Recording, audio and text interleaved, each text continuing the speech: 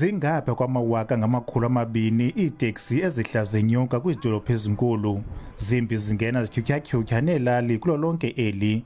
Zilayisha abakhweli abalinganiselwa kwizigidi ezili-15 ngosuku. Ibaluleke kakhulu iTaxi.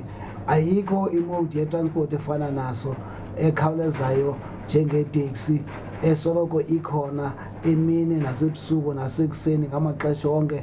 Kodwa nangona kunjalo ikho imingeni ejamele nendlela yokusebenza kweTaxi, kuquka iirenki ezingacocekanga noodushe lonooteksi olusoloko ruthe qulu. Kunyaka ophelileyo eMthatha, yintlanu ingenoteksi nabakhweli abaphulukana nobomi ngenxa yodushe lonooteksi.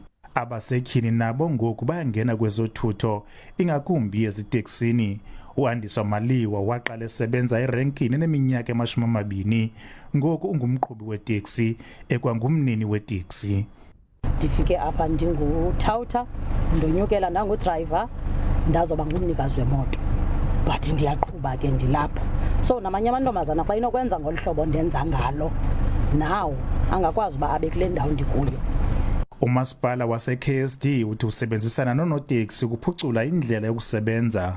Nokuba ikhona imicelimingeni, kodwa ke zikhona izinto ezibonakalisayo into yokuba noko uphucuko luyeza lona. Zikhona izinto esincediswayo lisebe lezothutho into yokuba irenki zethu zibe right. Kodwa konke oko kuxhomekeke ekuqondeni ukubaluleka kokuguqula imeko yezothutho kweli. Ndinkululeko Nyembezi, eMthatha.